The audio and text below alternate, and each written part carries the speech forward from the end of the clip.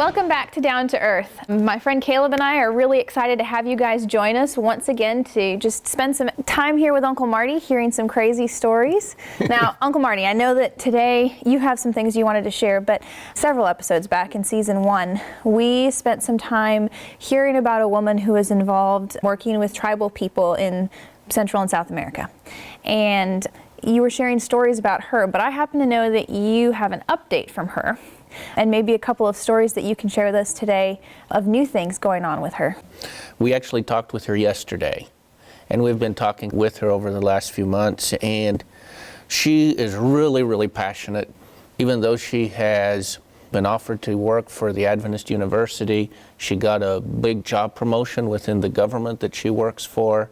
But her real heart is saying, Marty, I want to work full-time for the indigenous people in my country and even further afield if I were to be released from my job. Yeah, because if I remember correctly from what you told us before, she has a full-time job. She works for the government, but on her off days on the side, whenever she has a chance or whenever she runs into one of these groups of people, she does her best to work with them as well. She does to share faith, and she runs quite a few branch Sabbath schools with groups. She and another lady where they live, and since I visited them last time, I was really excited because she just told me yesterday that the pastor there, he's now doing postgraduate degrees, and he's doing his thesis in indigenous groups of their country. Wow. So now he's really supportive of it, and while I was there, I met with the mayor. The mayor comes from an Adventist. He's like the governor of the region, actually.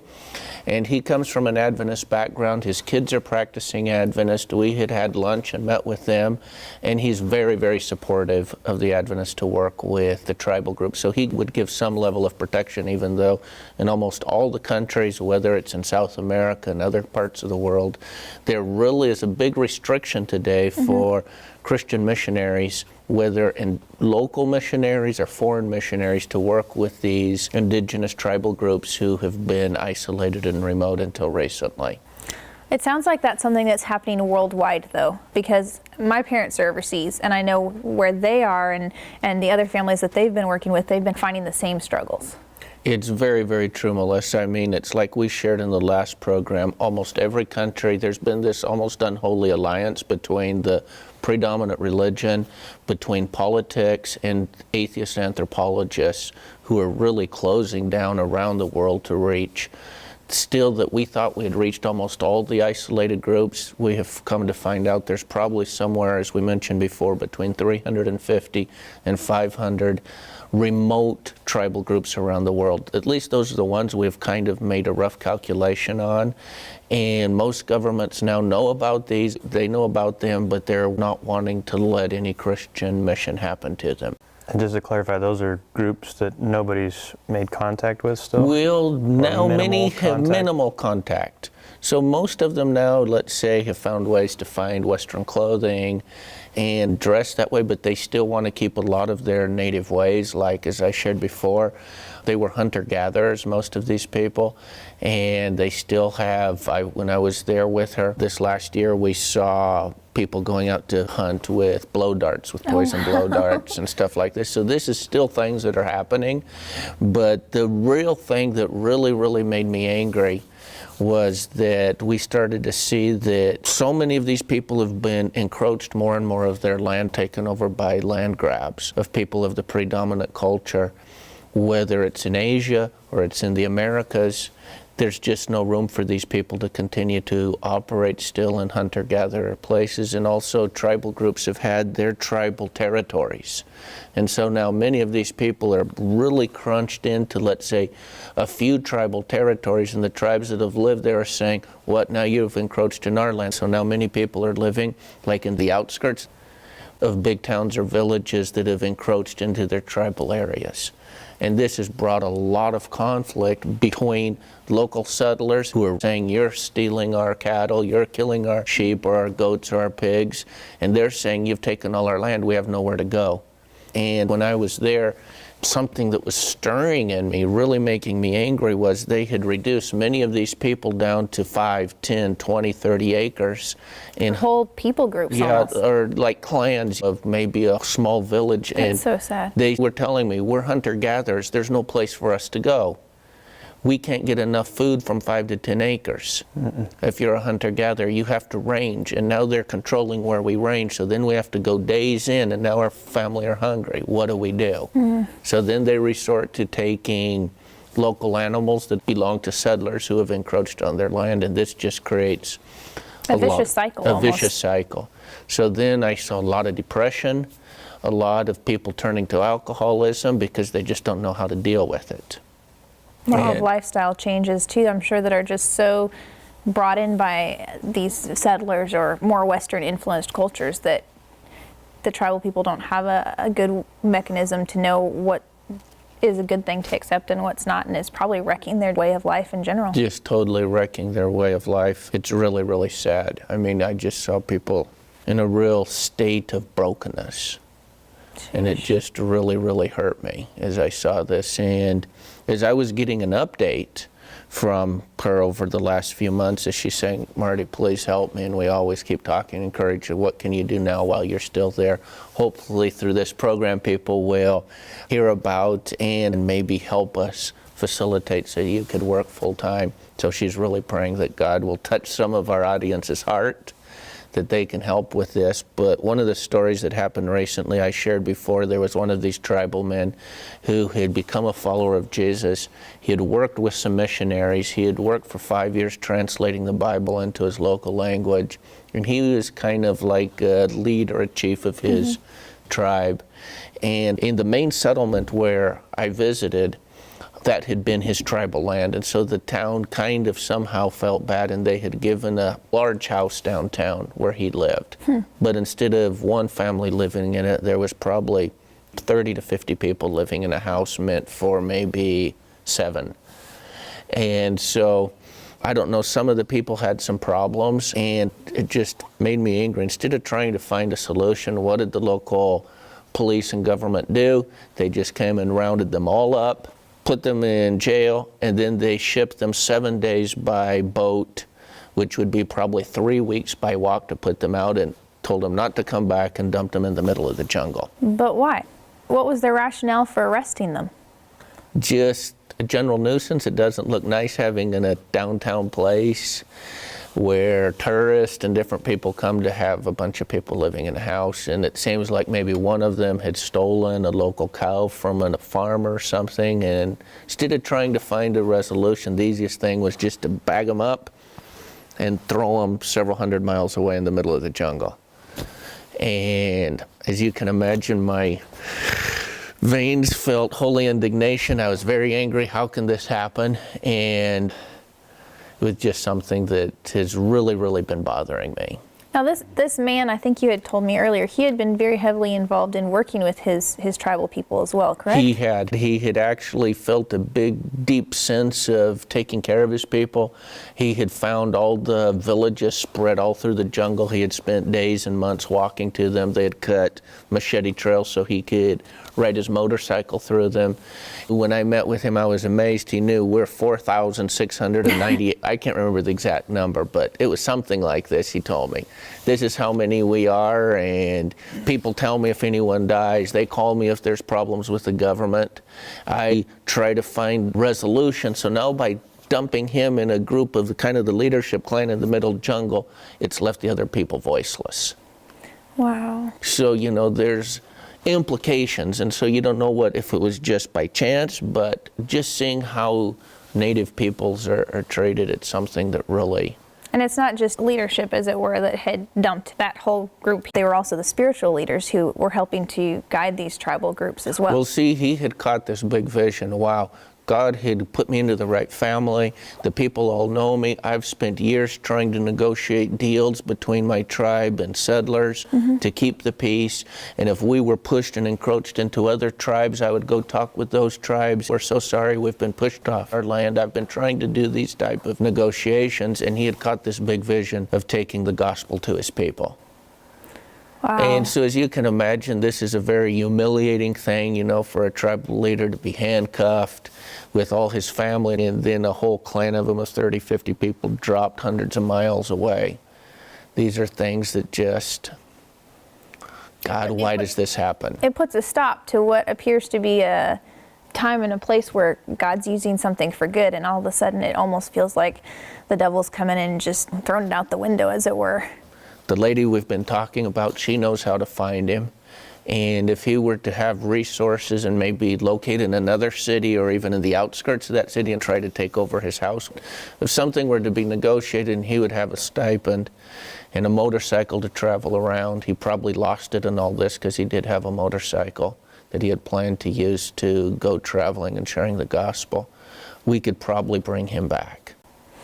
Now, I know that at least my viewpoint is never God's viewpoint. Sometimes I try, but God always has a purpose, and who knows what kind of good he can bring from this terrible situation. Just like you were saying, potentially there's other options for this man who has all these connections and these seeds he's already been planting to work. But kind of like you said, it does make you angry because you feel like, God, how can something that was going so well all of a sudden go so bad? If I were there, if I were one of his family members, I would struggle with knowing how to react in a godly way. That's very true. I would want to get really mad and just like shake some people's heads and be like, no. So what's a good way to react in a godly way, and what's the way that maybe some of these people are reacting to this injustice? Yes. One of the things we have thought, well, there's these injustices and people are struggling with this. I think one of the core things that come to my mind is what I kind of see as the mission of Jesus, which he sets out. And if we read Luke chapter 4, 18 and 19, it says, "The Spirit of the Lord is on me, because he's anointed me to proclaim good news to the poor. He has sent me to proclaim freedom for the prisoners and recovery of sight for the blind, to set the oppressed free, and to proclaim the year of the Lord's favor."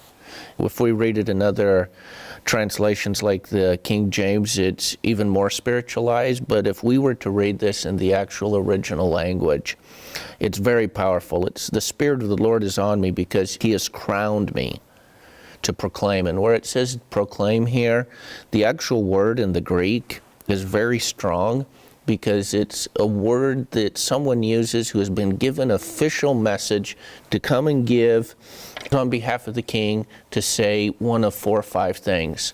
The king has taken his throne, his first son has been born, he has won a major battle, or a major law has been passed. This is how it is. He's coming to say something is declared. It's something important. It's a huge event and it's important.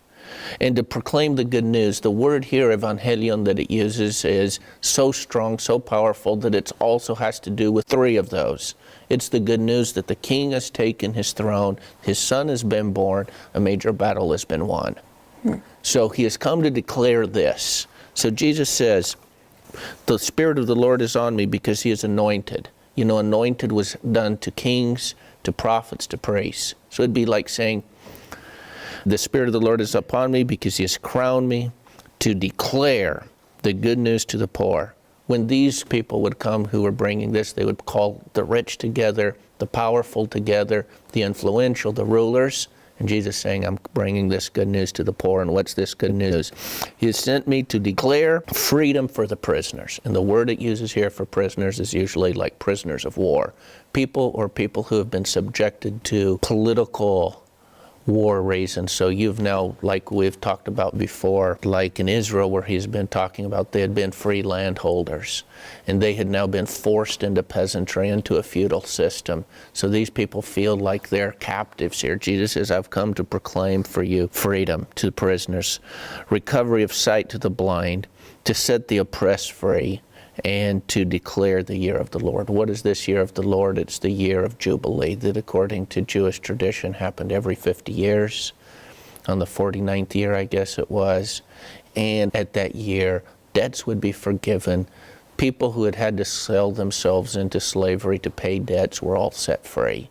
You couldn't sell land according to typical Jewish law, but you could lease it until the year of Jubilee. So you might have a 49-year lease. If it was the year of Jubilee coming, you'd have a 5-year lease. So in that year, all leases returned to the original owners. So if we take this into consideration, that Jesus saw his mission of setting people free, we usually spiritualize things, but as we go through the New Testament, as we talked about before, Jesus comes to see every aspect of life. We've talked with this lady, as we have talked with others about how to do this, the wonderful thing would be to call Ulysses. This is his name. Let's call the tribal leaders together. You have all been crammed into little territories. How can we resolve issues among the tribes first, since you are now living on a few people's territory and don't have your original ones? That's creating a huge amount of problem. Let's call all these clan leaders together and tribal leaders. Let's find a way forward among ourselves. How can we become one voice instead of many broken voices, to ask for at least a minimal amount of dignity from those who have encroached on our land and from the national government? So we have seen that besides just preaching, is to help them find solutions. How are we going to get education for our children to live in the modern world?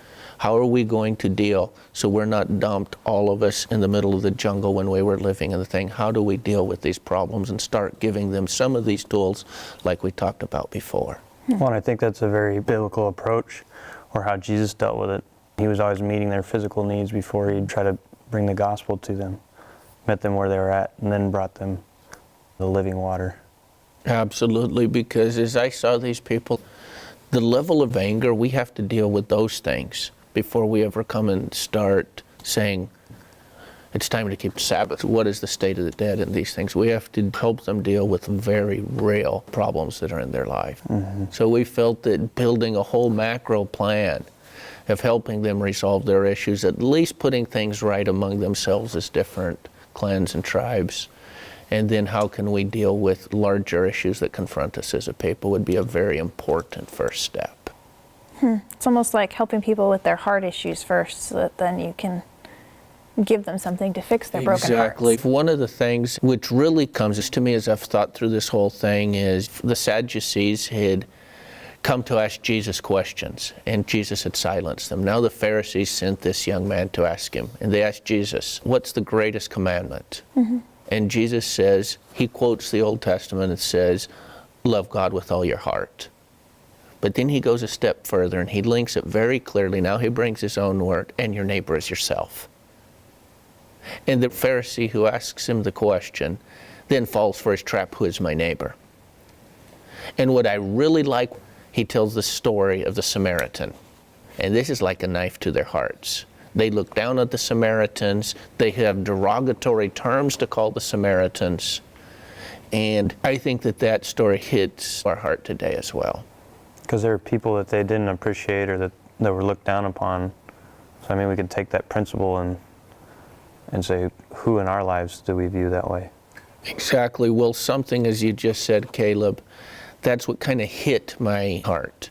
As I was being very angry of what happened to Ulysses as he was sent off, then I got this still small voice, Marty, and what about in your own country? What about the minority people in your country? What about the African Americans? What about the indigenous Americans? What about the native people of this country? We talked about it a little bit before, but since last program, I started reading a lot more about the plight of the Native Americans, and it's deplorable. It's really horrible. As I started researching, there's 5.2 million Native Americans in the U.S. There's about 550 reservations. Of the people that live on the reservations, over 80% live below the poverty line. Many of the people are so poor they live in the level of third world countries. Here in America. Here in America, just it doesn't make it to the news. Many of the homes on the reservations are infested with black mold. Ooh. And why? Because they're too poor to buy materials, and there's not native materials for them to be able to build their own traditional style homes that they had lived in previously. They don't have health care. The education is deplorable. Almost 70% of Native American men who live on reservations drop out of high school. The education department that's under the Indian Affairs Department, in the last 36 years, there has been 32 educational department heads. So no one has taken an interest, and many of these people aren't Native Americans, but they're whites who have had this position, and so Native American education has suffered immensely. Not to even talk about gross injustices that were happening in my lifetime, where Native Americans were forced away from their parents and put in boarding schools. And so many of those boarding schools were operated by missionaries, and so this has created a great anger, and missionaries have been a great part of being silent, while the government is forcing children from their parents into boarding schools to really break the culture of the local people. Well, last season when we were filming, I was involved in a musical drama depicting the true story of what happened here in the Chattanooga area with the Brainerd Mission School and how they served the Cherokees. And the missionaries had gone out with them to Oklahoma, and had been a kind of an anomaly, kind of like you were saying. They did speak out, and they'd gone to the Supreme Court. That story's since been buried, but just studying that and seeing how purposeful and direct it was to break up their culture and to try to break the spirit of these people so that there wouldn't be keeping that culture going, or there's really not anything, I don't want to say not anything for them to live for, but it's very bleak for them. They don't trust the majority of people that live around them because of what's happened to them. And so it's a very tough situation. Well, and I think at least there was so much that I learned just from you and the other people in that play when you guys were working on it.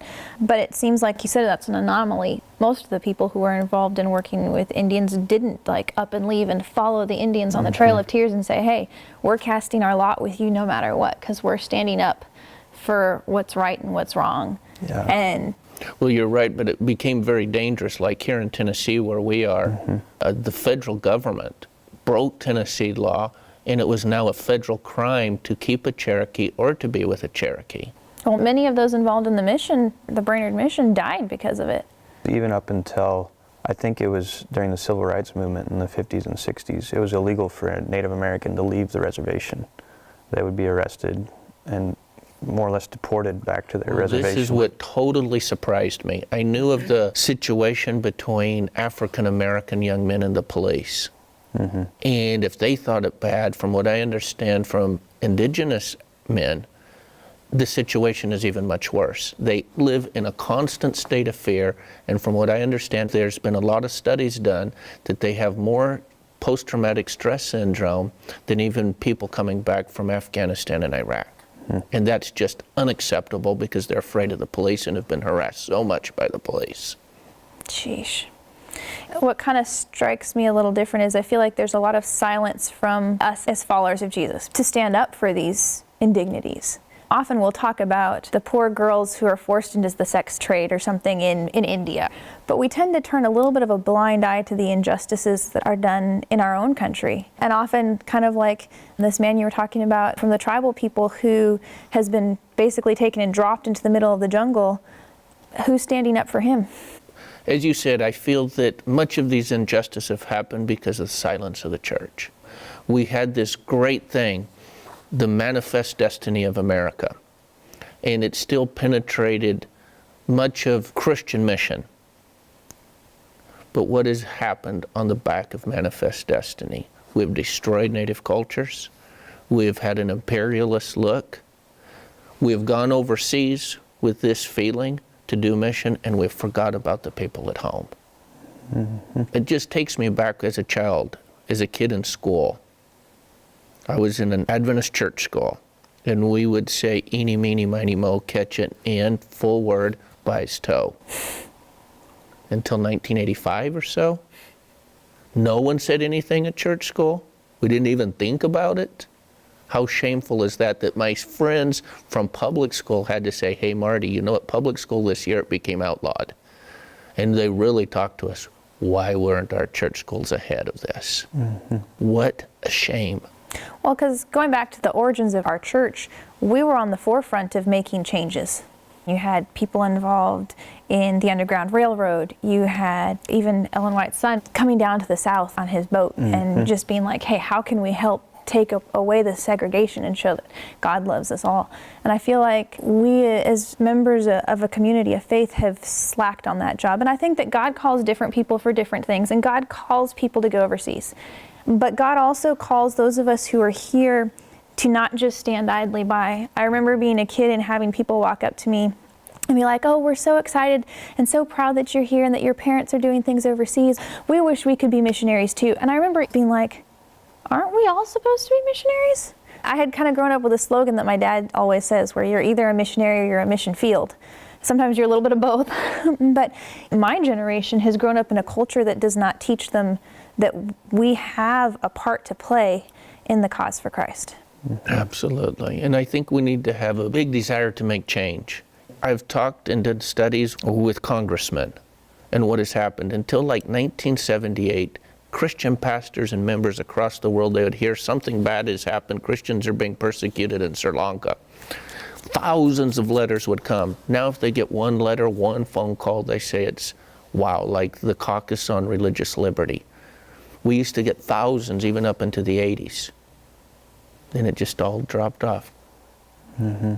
If we start talking, we need to change the laws. Why can't indigenous people in this country on their reservations, it's like almost the Middle East. They have massive amounts of oil, massive amounts of natural resources in these desert places where they have been given. But there's a lot of legalities that they can't, due to the federal regulations, use the natural resources on their own land. Just the level of massive injustices are just beyond me, that they can't take to court Anglos who have come into their reservations. These things have to change, and I'm challenging our audience. It's not just enough to pray, but if we want to see injustices change, you have to write your local senator, your local representative, and ask, can you put in these things right? Well, we're running out of time, but maybe let's take a moment to ask God to change us. Let's do You want to that. pray, Caleb? Sure. Dear God, thank you for the time that we could spend with each other this day, and just ask that you would open our eyes to the things that are going on around us here, even in our own neighborhoods, and that you would just show us how we could be involved and how we could expand your kingdom. In your name, amen. Amen. And we'll look forward to seeing you guys next time here at Down to Earth.